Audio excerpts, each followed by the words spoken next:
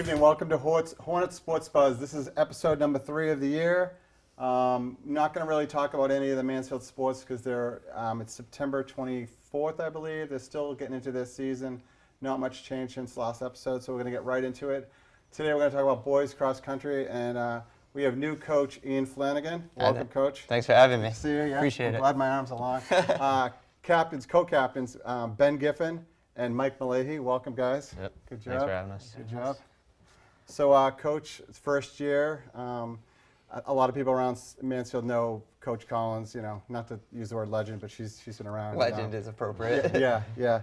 So, you're obviously a young guy. Tell us about your little background at running and like high school, college, and then we could talk more about how you got into Mansfield. Sure. So I grew up in North Attleboro, so I know the legend, Coach Collins, really well.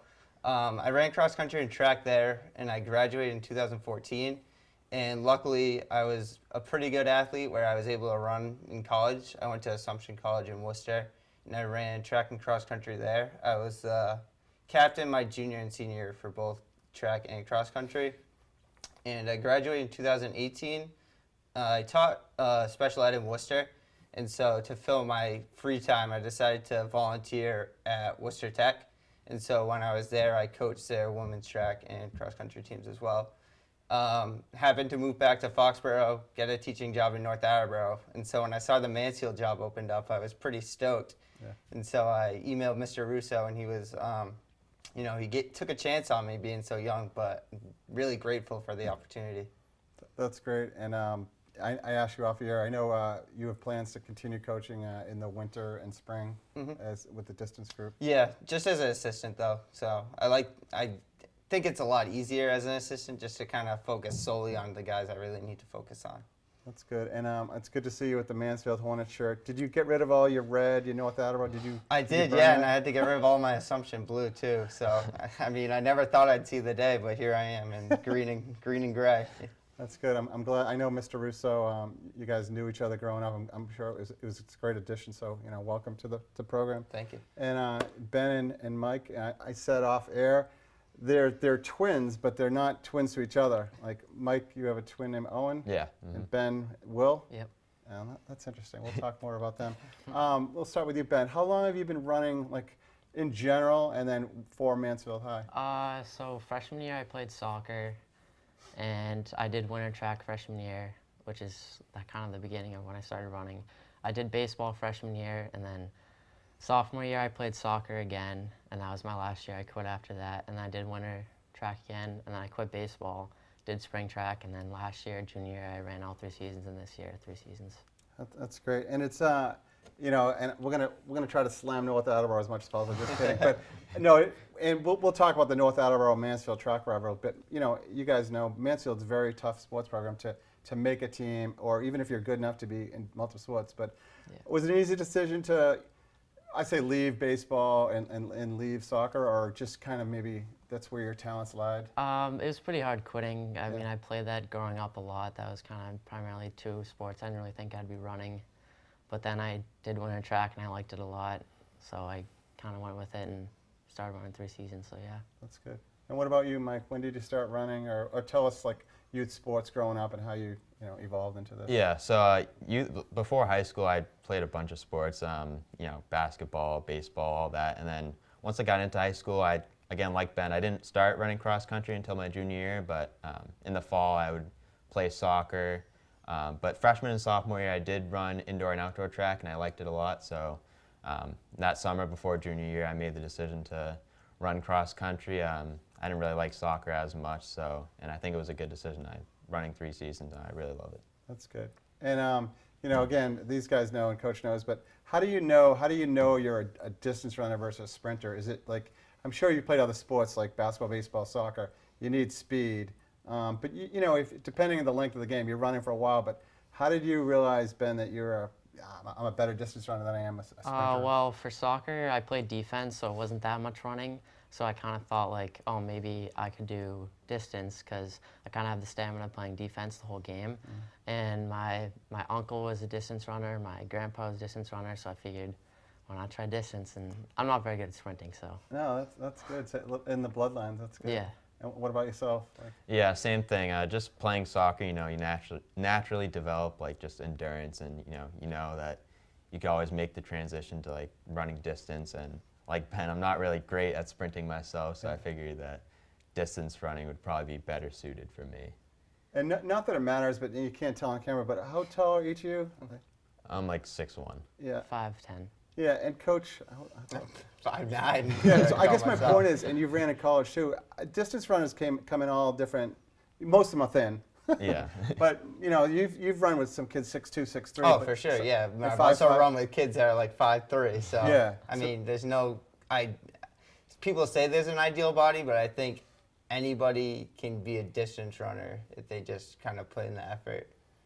That's good. So, and can you walk us through like roughly when you get hired and then transition into? I mean, you guys can jump in about your off-season conditioning. So, when did you find out you got the job? And Yep. So you washed Mr. Russo's car. Just kidding.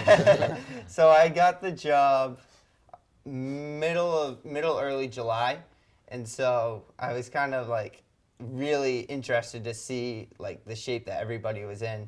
And so like when I was in high school, you know, in the summer we'd be like, all right, like what do we got to do to beat Mansfield, and you know, we'll come into the season, they'll be out of shape, and then we come into the season and they would kick our butts. And, it's like, and I can see that with these guys, you know, when first days of practices came around, I was amazed by the shape that these guys are in. You know, they're running every single day, they're doing core, they're lifting, all the little things that you need to do. So. And maybe you can answer this. Like, I don't know if the MIA rules as a coach is new to you, because even though you get hired in July, mid-July, there's very little contact you can have with the kids or the parents, right? Right, yeah. So that's tough. So you maybe met them first day, August 22nd or whatever. I had like, they were able to have like a little introduction meeting just so Yeah. I can say like Yeah. who I am. So the first day they're not like, oh, who's this strange man standing in front of us? But I mean, other than that, there really can't be a whole lot between me and the athletes. So That's good. And guys, talk about the as captains. Congratulations by getting selected. Thank you. You guys got picked the end of last fall. Yes. It's good. Talk about the captains' practices over the summer and how often you guys got together, and kind of your leadership role in the workout. Not the workouts, but well, if you did workouts, tell us about that. So basically every single morning over the summer we'd get together, probably around like 8 a.m. Me and Ben, we'd run practices. You know, we'd encourage all the returning guys and even the freshmen, 8th graders rising up, going into freshman year of high school, to come to practice and just get into shape. And even if they don't come to a lot of practices, just like get to know the guys better. And it's really like as a captain, it's important for us, to get to know the guys better and just improve as a team, get our endurance up for the summer. That's right. And again, when I ran, believe it or not, I ran, which nobody believes it. But things were like you're running 3 miles, 5 miles, 7 miles. And either one you could talk about, it's now about minutes, right? Because if you run for 30 minutes, Ben, you might be able to run 4.5 miles, but a new person might be able to run 3, right? Yeah. So is it still like based on minutes? or is So it a for over combination? the summer, we followed the schedule where it would be like kind of returning guys, and guys who were like upperclassmen, juniors, seniors would run like say 40 minutes a day, and then like the second group would be kind of like returning sophomores who like had done it one season and they're running again, would probably do like 30 minutes and then or 35 minutes, and then the new kids like freshmen and maybe just kids trying the sport would do 30 minutes, maybe 25 minutes, a little less, so they could kind of develop the distance in minutes. And what about, Coach mentioned the weight room or like stretching, and I don't know if you guys do core. Do you guys do much of that in the summer, or you just kind of loosen up more quickly than you do in the regular season? Yeah, so we Coach Ian helped. That's really how we got to know Coach Ian over the summer. So every Friday we would have like a weight room session with Coach Ian, and we do exercises with him to get into shape. But yeah, so after every run we do like mobility bands and all the little stuff, just like tack on and help us improve our running, stuff like that. Weight room, all that good stuff. That's great. So season kicks off August 22nd, whatever the first day is, MIA. And you guys, tell me if I'm wrong, the first meet is not till September 17th. So Coach, I mean, it's good and bad being new, but it's a long time for kids to go and for you to go before competition. So how did you handle that, or how do you keep the kids kind of, yeah. in shape but kind of a little bit chilled? So being not so far removed from high school running, I the meets are the thing that everybody kind of looks forward to. So going so long without a meet was really disappointing to me. Back in my day, we used to do a jamboree at I forget the name of the Borderland? course. Borderland, Yeah, yeah. yeah. And so that was early September, and so it was a way for coaches to see the kind of shape their kids were in, see the shape that other teams were in, and just to have it was more of a laid back, but it was still competition. So I really look forward to it. So without that, it can be tough just practice. Yeah. So some of the things I like to do is we had like an inner squad, like mile and a half race, just so it could be a competition, but it's still amongst ourselves and it's something fun that we can do. And you split it up. You're not all your 5 best runners. You kind of. Yeah, That's pretty cool. one here, number 2 runner here, number 3 runner Yep. here, and just kind of split it down good. the middle, so it was pretty even. Do you guys have to race against each other? I think we were on the same team. Yeah, I on think that we were one. on the same Yeah. team, yeah. That's good. That's good. So to talk about who's more of a math guy out of you two.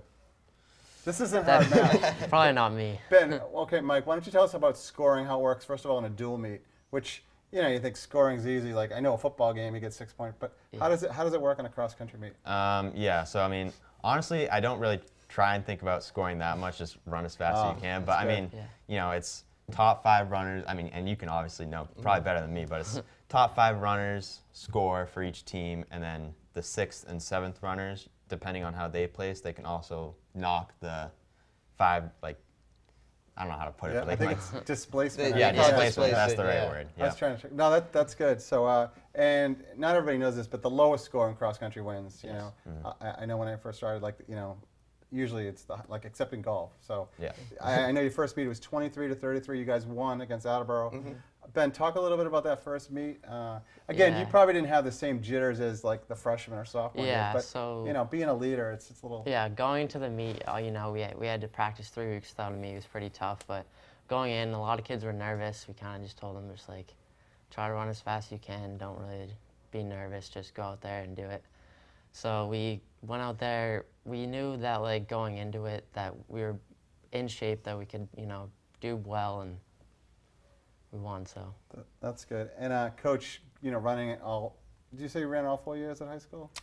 Freshman year, I only did winter and spring track, Yeah. and then I did cross country all the other years. So you've had, 7 or 8 recent experience. Like, talk about running in a big meet, which we're going to talk about the Highland Invitational. But, again, the Highland Invitational is a good-sized meet. But, you've run state level, all-state in college. I'm sure you've run races with 200 or 300 kids. Oh, yeah. So talk about, like, that as far as, like, pack running, like, versus, a dual meet when you can see, even if you're in 14th place, you can see your teammate a few hundred yards. So Yeah, so that's the kind of tough thing about those big meets is, when you're doing dual meets, oh, I see Mike, so I know I should be like this far away from where Mike is. Yeah. But in the big meets, there's hundreds of kids in front of you blocking your view of where your teammates are. So you really don't know exactly, where you stand as to where you should be. And so, if you go out slow, then you're behind 60 people that you should be in front of. If Yeah. you go out fast, you're running with kids that are like a minute faster than you, and you're going to slow down automatically. So kind of finding that balance and kind of locating kids that you're familiar with is a really important thing when it comes to big meets. And so I think that's something that once November, October roll around, I think that's something that we're going to be, kind of trying to focus on identifying where we should be and how we need to get to those certain spots. And the Highland, we're going to ask you this first. Highland Cross Country, it's a new meet. Do you know a little bit about the background, or just why don't you share as much as you know about it? Well, I believe it's named after Mark Coogan, right? Yeah. So he was I believe he was a famous runner from the city of Attleboro. But yeah, Olympian? Did he? I don't know. You put me on the Yeah, spot. that's here. what- I'm not that's too what I sure like to do. I'm not too sure myself. I don't fact check myself. Sorry, yeah, Mark. no. But I've heard of him though. I know. Yeah, he's so really- I believe I think he was the one who fired the gun at the beginning of the meet. So it's a new meet this year, first year ever running it. Again, I think their course, also brand new. It was an old golf course that, they, over the summer, the Attleboro coach and the Bishop Fielding coach, they worked to format into a cross-country course. Has a lot of hills, but, I think it's a great course, and they were saying, it could definitely be the site of, like, potential bigger state meets in the future. So it was good to get some experience on that course. That's good. And I read again. Maybe I will. You guys got 14th place. That's Uh, no. I couldn't tell you. Okay, Yeah, I couldn't tell you. Yeah. Moving on to the next meet. Yeah. Why don't maybe Coach? Why don't you talk about again, we like to focus on teams, but we also like to give it shout outs to the team. Why don't you talk about like your top 5, top 7? We could talk about your seniors because as Mike mentioned, the scoring really is the top 5, but in the bigger meets, the top 7 could come into play. So why don't you, if you don't mind, talking about your. So, I mean, the good thing about our team, I think, is we have Mike and Owen top 2, but then we have a mix of like 7 guys that can kind of make up the rest of the top 7 on a given day, and I think that kind of benefits us moving forward because if somebody does have a tough day, I'm not worried because somebody else is going to like right around them to fill into their spot. So I mean, some names off the top of my head, obviously Mike and Ben, Mike's brother Owen, Colin Stevens as a sophomore. It's his first year running cross country, and he's really shown us a whole lot. Then when it comes to upperclassmen, Trevor Flint, really strong runner, came in really good shape this year. Who else we got? We have James, I don't want to mess up his last name, Slinker. Yep, James Slinker, Tim Corkery, right? Saying it right. Yeah. I'm not good with I always names. put the coaches Not on the good with spot. names. Terrible with names. Coach Sheridan was here the other day. I put him on the spot. So. And then just a couple more off the top of my head. Chris Leonard, he's a sophomore too, came in really good shape. So, I mean, we got a bunch of guys between 1 and 10 that can kind of make up a top 7 on any given day. That's good. And I know Owen, top of the pack. Your brother, you mentioned. Sorry, I just called you Owen. And you can shoot No, me it's right now. fine. It's fine. Michael's brother Owen, stolen from the soccer team. Yeah. No, I talked to Coach, so that's good. I mean, you guys have tell me a friendly competitiveness. Oh, yeah. And I know what was your mile time in the spring? I think it was 4:34. I think his was 4:34 as well. That's pretty so, impressive. Yeah. First year of outdoor, second year. Yeah, it was my 3rd year and his 1st year of Yeah, outdoor track. that's good for. I don't care if you've been running for 8 years. That's impressive. Really So impressive. it's a nice little bonus gift your first year to Right, yeah, for sure. Ben, you're number 3 or 4 runner. Yeah. That's pretty good. Now, how does it? I guess I can ask the both of you. How is it going from like Mansfield's got this reputation from being like sophomore, freshman. I'm just running. I'm trying to break my PR, my mile time, to being like the captain's leadership. Do you like that role? Do you embrace it or? I think when you're like a freshman or sophomore, you definitely look up to those guys, and you're like, man, like I wish I could like be like that. I want to be like that fast. That's what you kind of strive for when you're like a freshman or sophomore, and like being captain now, it's really great to like look back and see like what I was like and see how much I've improved on. So I think that's definitely like a good view to think it. It is one of those sports like golf, which another sport I'm not good at, but you can improve. What's your mile PR time? 4:51, I think. And 2 mile. What's your 2 mile? 10:40 something. See, that's pretty good. He knows it. You can improve on it. I'm sure freshman year it was well into the fives, right? So Yeah. it's definitely good. And I know Coach Collins at the banquet, she used to shout out to the kids like, you're a 5:35 runner. My son Dan ran with Ian, and he was well at the back. By senior, he got to the top 7, which in Mansfield, it's quite an accomplishment. But he kept improving and following the program. So that's good. What about Coach? The hockamock in any sport's tough. What do you see as the leaders? And cross country is a little bit different. You do not face the Davenport division in the dual meets, right? But who do you see as the leaders this year? I mean, definitely, we're going against them tomorrow. Franklin's really up there. They got a good top 3 runners, and then the rest of their top 7's pretty not too far behind. KP has a stud, and they're developing a number 2 guy along pretty well. So hopefully our depth can help us kind of win those meets. Davenport side, I know Sharon has a pretty good team building over there. That was the one thing coming in is being from North Attleboro, we used to run against Mansfield all the time because we were in the same division. Yeah. And so, I mean, I was kind of stoked when I found out we didn't need to run against them because my old coach is still their coach, and I would hate to face her wearing Mansfield. So Yeah. It's too bad in a way, though. I think you could set up, it's hard to set up a scrimmage, but because you guys do, so we'll talk about, you do 5 dual meets, the Hawkmon meet, and what other invitationals do you guys know, or what are the plans for this fall? So we had the one in Attleboro the other day. We have the Twilight meet down the Cape, which when I was in high school, it was a really fun meet to go to. A lot of fast times at night because it's a lot cooler and the course is really nice. And then there's one between Hawks and States. It's state coaches invite, and I think that's a really good like tune-up meet going into States, kind of see where everyone's at. That's good. And I'm not good at segues, so it's a question. But what's your race strategy? Like most of your races are 5K, right? Yeah. Which Yeah. it's 3.1 miles. What's your typical? I'll start with Ben. What's your race strategy? Do you like to kind of go out slow, or do you kind of hit it hard Well, in the first- definitely everyone goes out fast, and you can't help it, right? Yeah, Yeah. exactly. But yeah, everyone goes out fast, so you want to like make sure don't go too fast because you still have 2.1 miles left after that first mile, and definitely just kind of pacing yourself. You know that you have to be, if you want to beat these certain guys to win the meet, especially in dual meets where that's kind of crucial.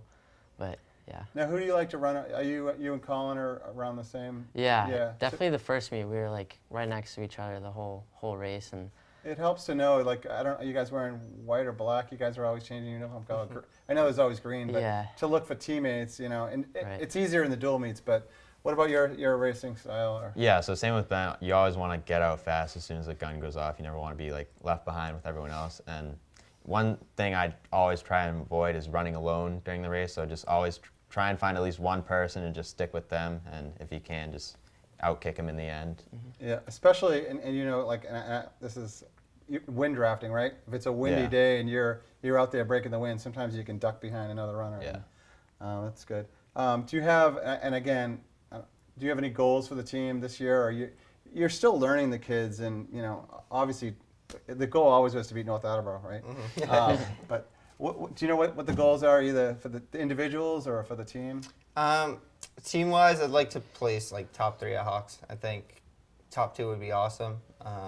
When it comes to the end of the year, get as many guys into the All-State meet as we can. So whether it be individual qualifiers or qualifying as a team, just make the season as long as possible. For the younger guys, I really want to kind of develop those guys that are racing like the mile-and-a-half races into 5K runners in the next year. So That's good. I forgot to ask you about the younger runners. And let me ask you this first. How is it transitioning being from like an athlete / competitor, as a coach or a competitor, but how has that transition been? You know what I mean? Like the hard thing I think is out there running, but like motivating athletes, and then also, this is kind of a 3-part question, the younger guys who really have never run more than half a mile, like developing them. How has that transition been? So when it comes to younger guys, I mean, I'm not too far removed from high school. Yeah. So when I first started, I was a chubby kid, and I did winter track just to kind of get in shape. And so when I first started, I was the slowest guy.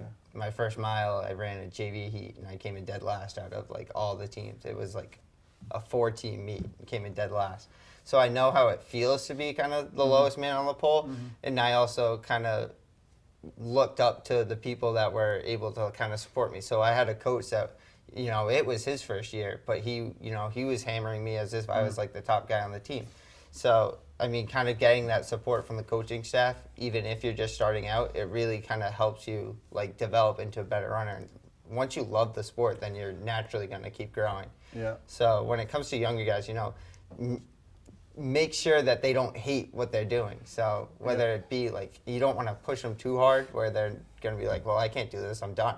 So Right. you're trying to find that balance of motivating them to keep going, but not pushing them too far where they're going to, get hurt, especially if they're just starting out. So That's interesting you say that. I don't know if you remember, there was a massive runner, Connor Monks.